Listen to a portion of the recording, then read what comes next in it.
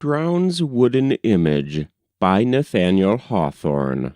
Read by Frank Blissett.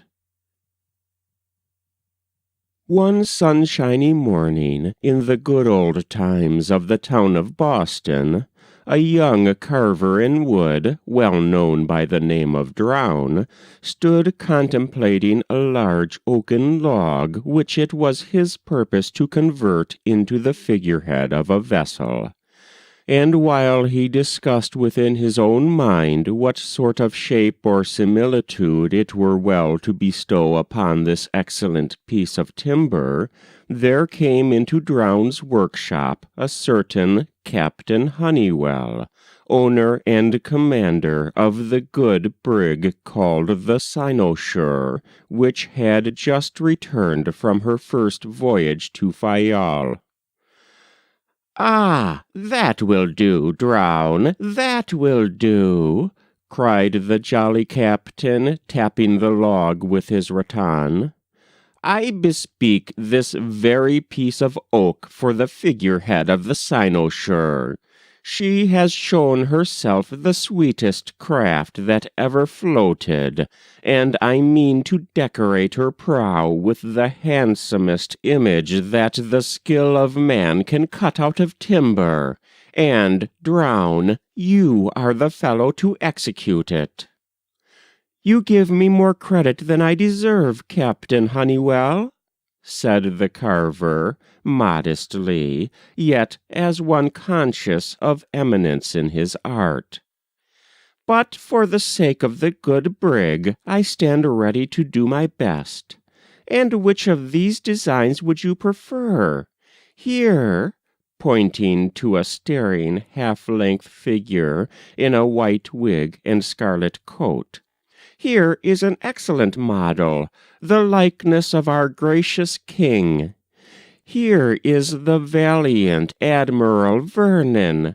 Or, if you prefer a female figure, what say you of Britannia with the trident?" "All very fine, Drowne, all very fine," answered the mariner. "But as nothing like the brig ever swam the ocean, so I am determined she shall have such a figurehead as old Neptune never saw in his life. And what is more, as there is a secret in the matter, you must pledge your credit not to betray it." "Certainly," said Drowne, marveling, however, what possible mystery there could be in reference to an affair so open, of necessity, to the inspection of all the world, as the figurehead of a vessel. "You may depend, Captain, on my being as secret as the nature of the case will permit." Captain Honeywell then took Drowne by the button and communicated his wishes in so low a tone that it would be unmannerly to repeat what was evidently intended for the carver's private ear. We shall, therefore, take the opportunity to give the reader a few desirable particulars about Drowne himself. He was the first American who is known to have attempted, in a very humble line it is true, that art in which we can now reckon so many names already distinguished or rising to distinction. From his earliest boyhood he had exhibited a knack, for it would be too proud a word to call it genius, a knack, therefore, for the imitation of the human figure, in whatever material came most readily to hand. The snows of New England winter had often supplied him with a species of marble as dazzling white, at least, as the Parian or the Carrara, and, if less durable, yet sufficiently so to correspond with any claims to permanent existence possessed by the boy's frozen statues. Yet they won admiration from maturer judges than his schoolfellows, and were, indeed, remarkably clever, though destitute of the native warmth that might have made the snow melt beneath his hand. As he advanced in life, the young man adopted pine and oak as eligible materials for the display of his skill, which now began to bring him a return of solid silver, as well as the empty praise that had been an apt reward enough for his productions of evanescent snow. He became noted for carving ornamental pump heads and wooden urns for gate posts, and decorations, more grotesque than fanciful, for mantelpieces. No apothecary would have deemed himself in the way of obtaining custom without setting up a gilded mortar, if not a head of Galen or Hippocrates, from the skilful hand of Drowne. But the great scope of his business lay in the manufacture of figureheads for vessels. Whether it were the monarch himself, or some famous British admiral or general, or the governor of the province, or perchance the favorite daughter of the ship-owner, there the image stood above the prow, decked out in gorgeous colors, magnificently gilded, and staring the whole world out of countenance, as if from an innate consciousness of its own superiority. These specimens of native sculpture had crossed the sea in all directions, and been not ignobly noticed among the crowded shipping of the Thames, and wherever else the hardy mariners of New England had pushed their adventures. It must be confessed that a family likeness pervaded these respectable progeny of Drowne's skill, that the benign countenance of the king resembled those of his subjects, and that Miss Peggy Hobart, the merchant's daughter, bore a remarkable similitude to Britannia, Victory, and other ladies of the allegoric sisterhood. And, finally, that they had all had a kind of wooden aspect, which proved an intimate relationship with the unshaped blocks of timber in the carver's workshop. But, at least, there was no inconsiderable skill of hand, nor a deficiency of any attribute to render them really works of art, except that deep quality, be it of soul or intellect, which bestows life upon the lifeless and warmth upon the cold, and which, had it been present, would have made Drowne's wooden image instinct with spirit. The captain of the cynosure had now finished his instructions. "And Drowne," said he, impressively, "you must lay aside all other business, and set about this forthwith. And as to the price, only do the job in first-rate style, and you shall settle that point yourself." "Very well, Captain," answered the carver, who looked grave and somewhat perplexed, yet had a sort of smile upon his visage. "Depend upon it, I'll do my utmost to satisfy you." From that morning the men of taste about Longworth and the town dock, who were wont to show their love for the arts by frequent visits to Drowne's workshop and admiration of his wooden images, began to be sensible of a mystery in the carver's conduct. Often he was absent in the daytime. Sometimes, as might be judged by gleams of light from the shop windows, he was at work until a late hour of the evening, although neither knock nor voice on such occasions could gain admittance for a visitor or elicit any word of response. Nothing remarkable, however, was observed in the shop at those hours when it was thrown open. A fine piece of timber, indeed, which Drowne was known to have reserved for some work of especial dignity, was seen to be gradually assuming shape. What shape it was destined ultimately to take was a problem to his friends, and a point on which the carver preserved a rigid silence.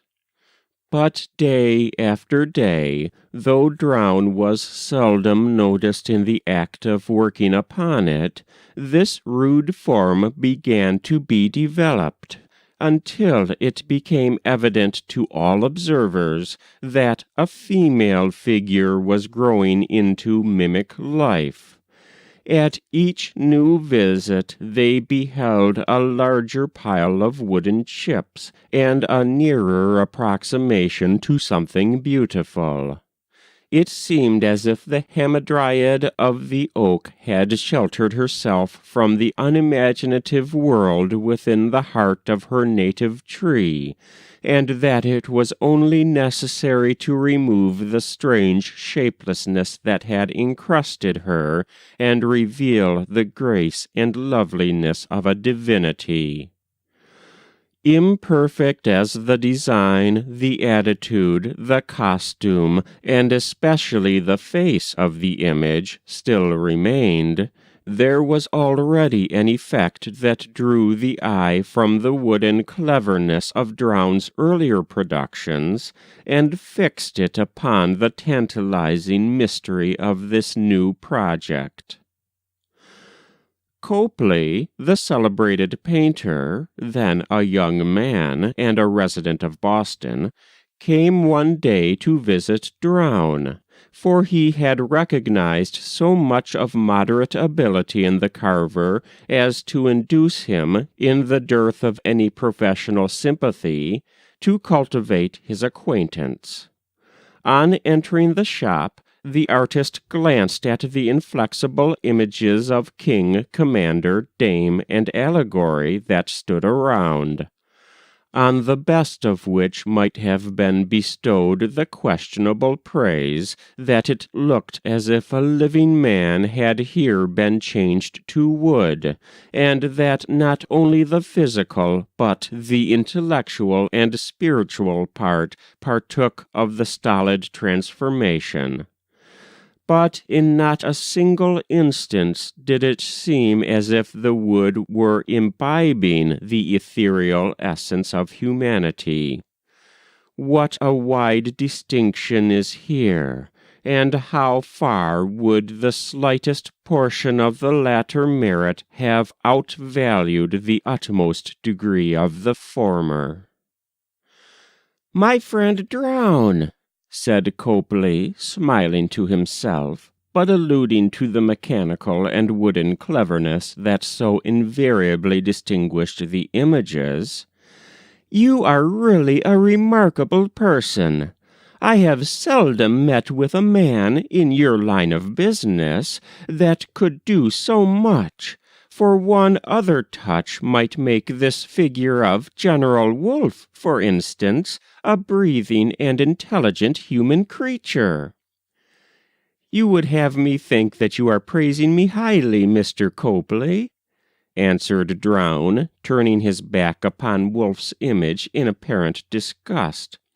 "But there has come a light into my mind.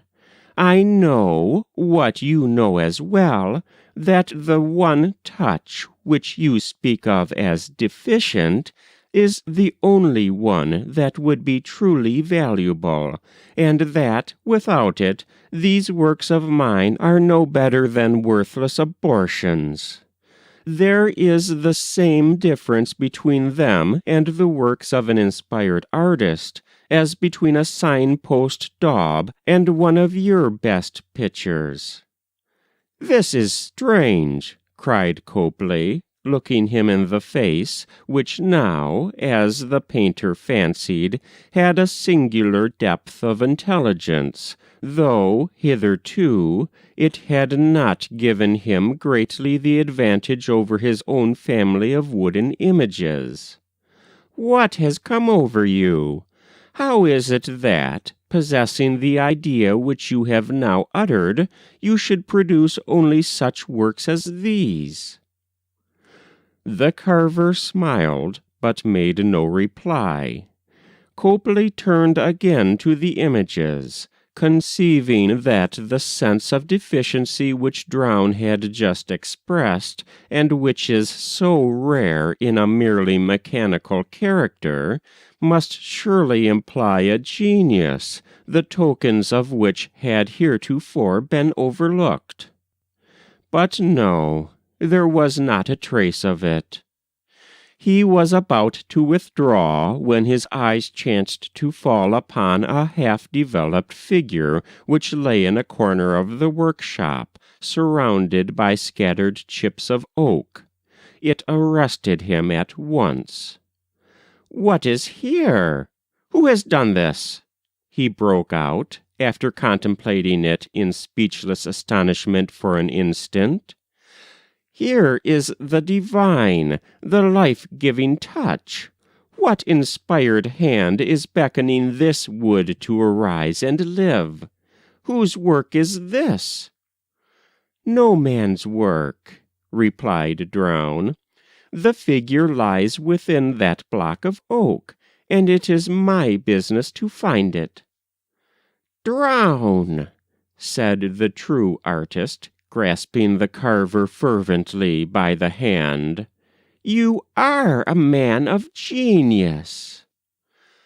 As Copley departed, happening to glance backward from the threshold, he beheld Drowne bending over the half-created shape, and stretching forth his arms as if he would have embraced and drawn it to his heart, while, had such a miracle been possible, his countenance expressed passion enough to communicate warmth and sensibility to the lifeless oak. "Strange enough," said the artist to himself, "who would have looked for a modern Pygmalion in the person of a Yankee mechanic?"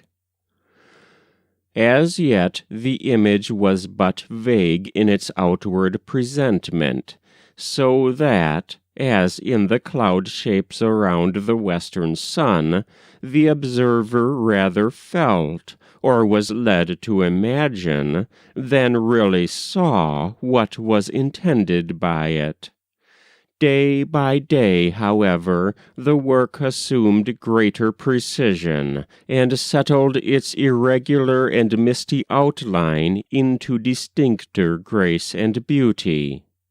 The general design was now obvious to the common eye. It was a female figure, in what appeared to be a foreign dress, the gown being laced over the bosom and opening in front, so as to disclose a skirt or petticoat, the folds and inequalities of which were admirably represented in the oaken substance.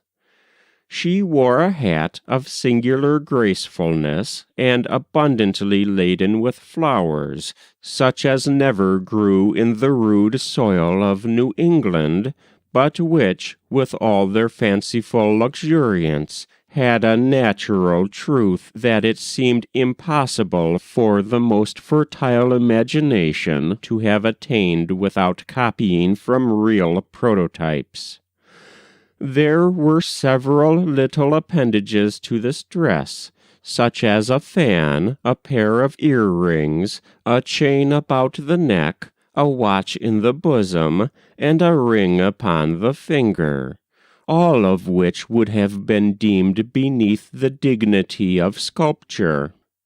They were put on, however, with as much taste as a lovely woman might have shown in her attire, and could therefore have shocked none but a judgment spoiled by artistic rules.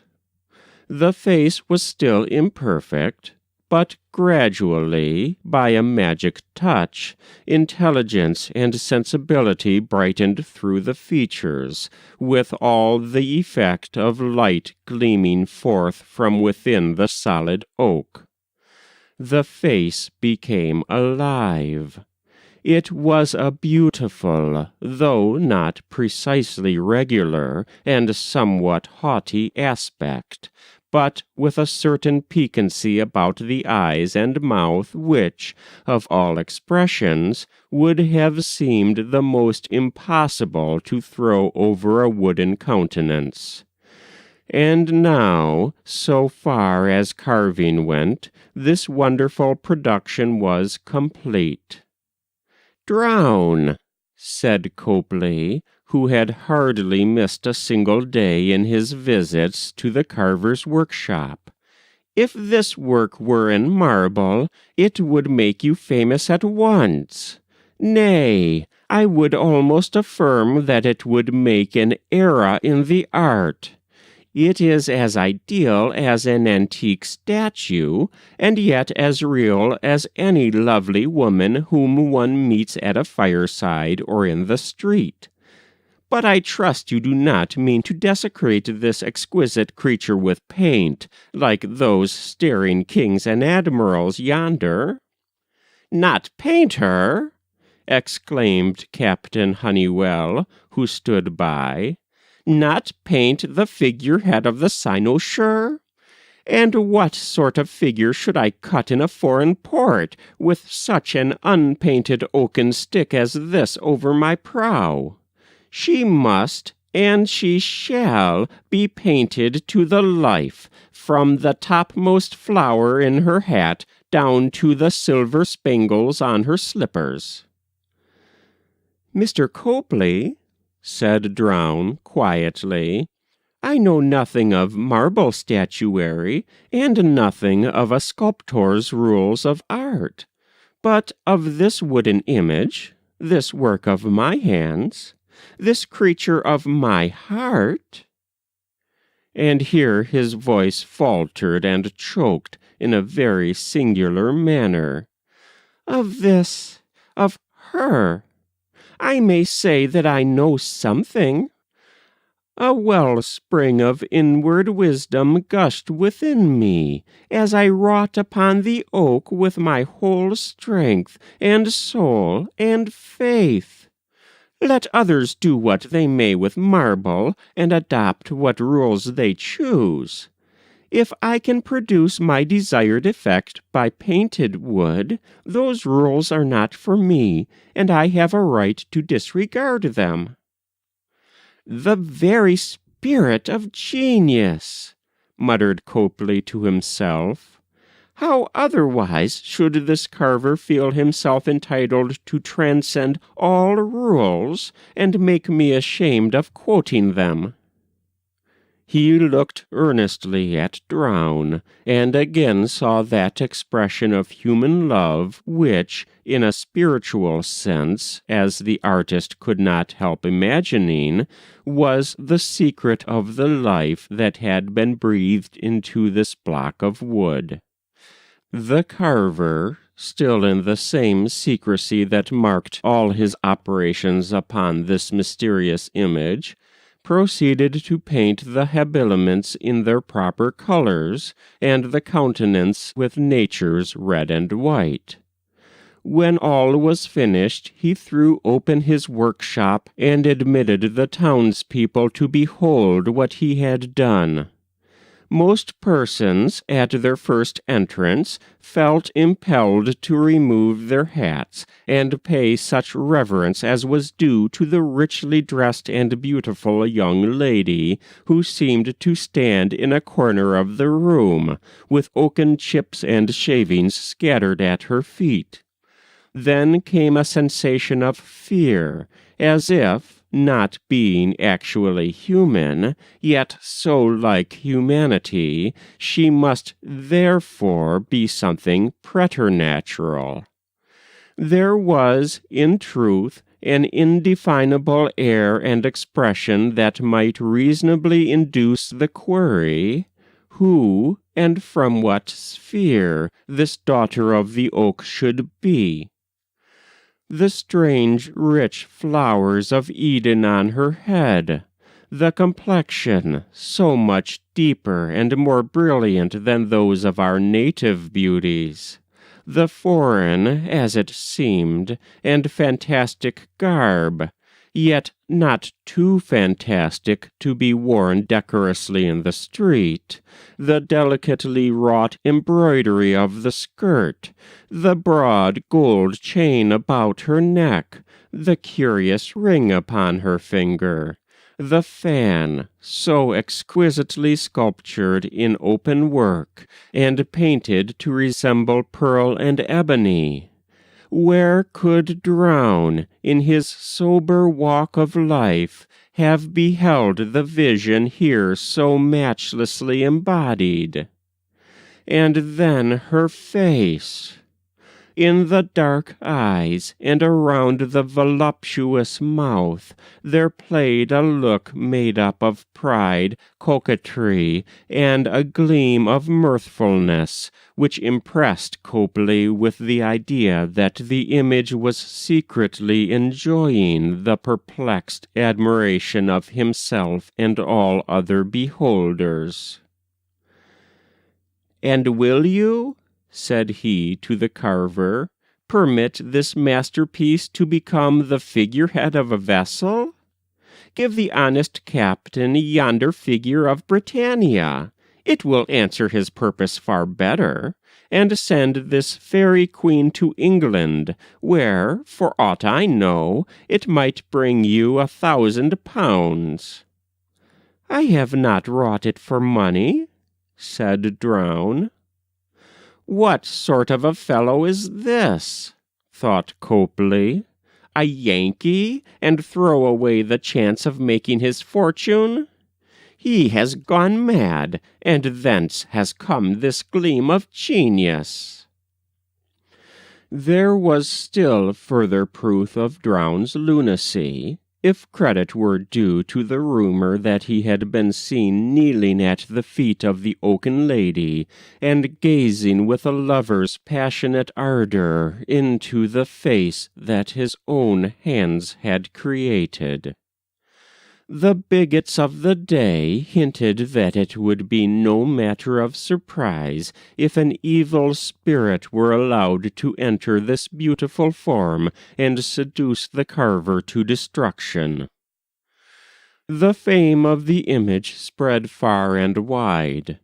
The inhabitants visited it so universally that, after a few days of exhibition, there was hardly an old man or a child who had not become minutely familiar with its aspect. Even had the story of Drowne's wooden image ended here, its celebrity might have been prolonged for many years by the reminiscences of those who looked upon it in their childhood, and saw nothing else so beautiful in after life. But the town was now astounded by an event, the narrative of which has formed itself into one of the most singular legends that are yet to be met with in the traditionary chimney corners of the New England metropolis, where old men and women sit dreaming of the past, and wag their heads at the dreamers of the present and the future.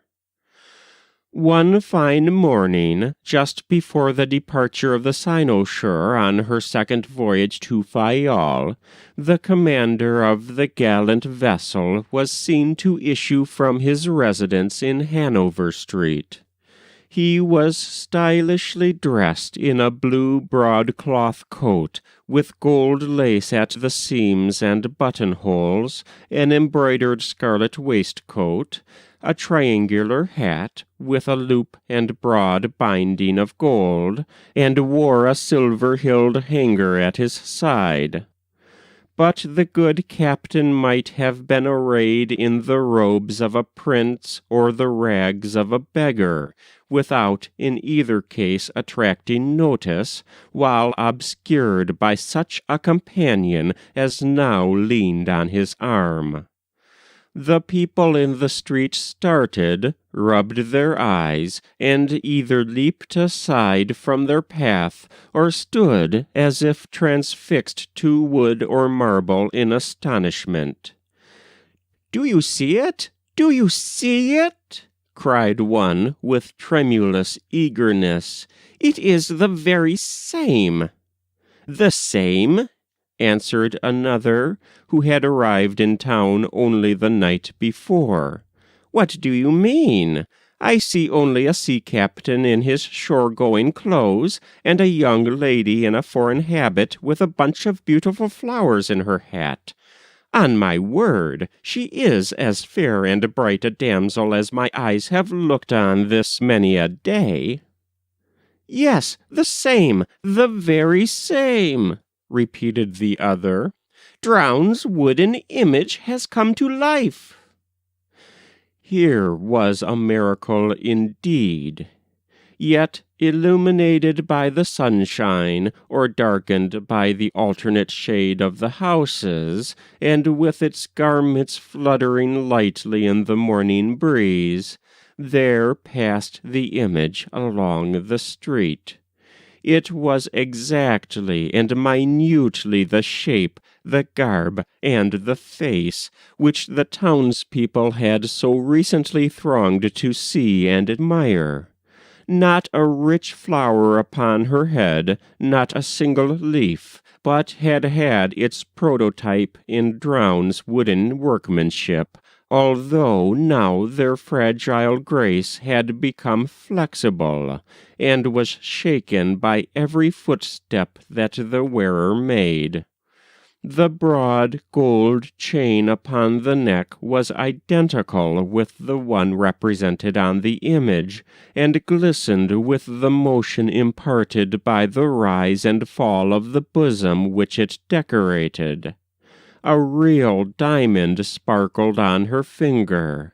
In her right hand she bore a pearl and ebony fan, which she flourished with a fantastic and bewitching coquetry, that was likewise expressed in all her movements, as well as in the style of her beauty and the attire that so well harmonized with it. The face, with its brilliant depth of complexion, had the same piquancy of mirthful mischief that was fixed upon the countenance of the image, but which was here varied and continually shifting, yet always essentially the same, like the sunny gleam upon a bubbling fountain. On the whole, there was something so airy and yet so real in the figure, and withal so perfectly did it represent Drowne's image, that people knew not whether to suppose the magic wood etherealized into a spirit, or warmed and softened into an actual woman. "One thing is certain," muttered a Puritan of the old stamp. "Drowne has sold himself to the devil, and doubtless this gay Captain Honeywell is a party to the bargain." "And I," said a young man who overheard him, "would almost consent to be the third victim, for the liberty of saluting those lovely lips." "And so would I," said Copley, the painter, "for the privilege of taking her picture." The image, or the apparition, whichever it might be, still escorted by the bold captain, proceeded from Hanover Street through some of the cross lanes that make this portion of the town so intricate, to Ann Street, thence into Dock Square, and so downward to Drowne's shop, which stood just on the water's edge. The crowd still followed, gathering volume as it rolled along. Never had a modern miracle occurred in such broad daylight, nor in the presence of such a multitude of witnesses. The airy image, as if conscious that she was the object of the murmurs and disturbance that swelled behind her, appeared slightly vexed and flustered, yet still in a manner consistent with the light vivacity and sportive mischief that were written in her countenance. She was observed to flutter her fan with such vehement rapidity that the elaborate delicacy of its workmanship gave way, and it remained broken in her hand. Arriving at Drowne's door, while the captain threw it open, the marvelous apparition paused an instant on the threshold, assuming the very attitude of the image, and casting over the crowd that glance of sunny coquetry which all remembered on the face of the oaken lady. She and her cavalier then disappeared. "Ah!" murmured the crowd, drawing a deep breath, as with one vast pair of lungs. "The world looks darker now that she has vanished," said some of the young men. But the aged, whose recollections dated as far back as witch times, shook their heads and hinted that our forefathers would have thought it a pious deed to burn the daughter of the oak with fire. "If she be other than a bubble of the elements," exclaimed Copley, "I must look upon her face again." He accordingly entered the shop, and there, in her usual corner, stood the image, gazing at him, as it might seem, with the very same expression of mirthful mischief that had been the farewell look of the apparition when, but a moment before, she turned her face towards the crowd.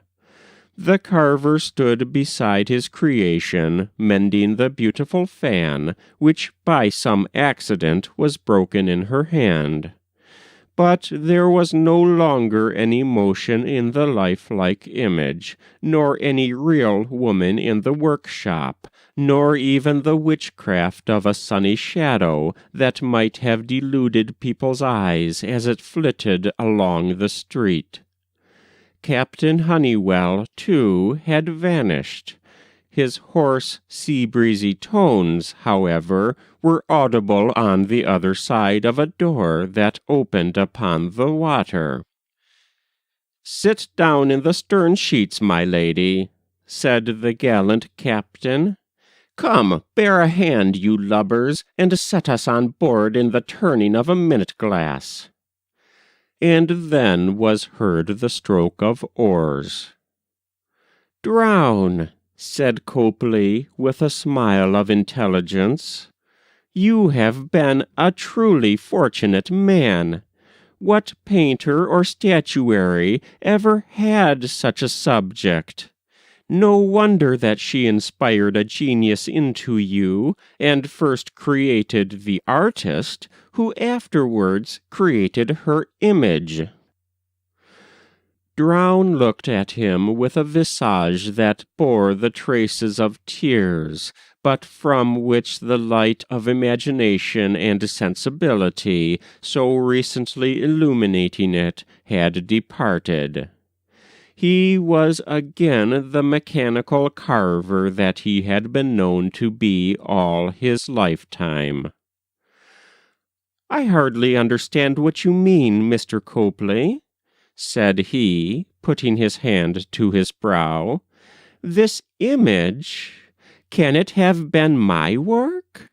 Well, I have wrought it in a kind of dream, and now that I am broad awake, I must set about finishing yonder figure of Admiral Vernon." and forthwith he employed himself on the stolid countenance of one of his wooden progeny, and completed it in his own mechanical style, from which he was never known afterwards to deviate.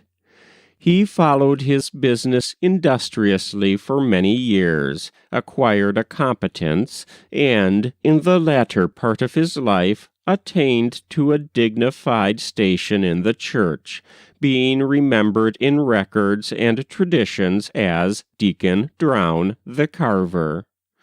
One of his productions, an Indian chief, gilded all over, stood during the better part of a century on the cupola of the province house, bedazzling the eyes of those who looked upward, like an angel of the sun.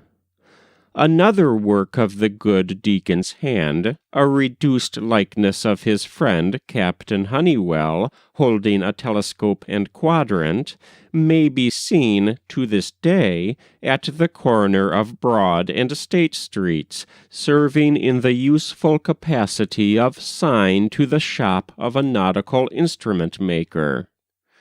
We know not how to account for the inferiority of this quaint old figure as compared with the recorded excellence of the oaken lady, unless on the supposition that in every human spirit there is imagination, sensibility, creative power, genius, which, according to circumstances, may either be developed in this world or shrouded in a mask of dullness until another state of being. To our friend Drowne there came a brief season of excitement, kindled by love. It rendered him a genius for that one occasion, but, quenched in disappointment, left him again the mechanical carver in wood, without the power even of appreciating the work that his own hands had wrought. Yet who can doubt that the very highest state to which a human spirit can attain, in its loftiest aspirations, is its truest and most natural state, and that Drowne was more consistent with himself when he wrought the admirable figure of the mysterious lady than when he perpetuated a whole progeny of blockheads.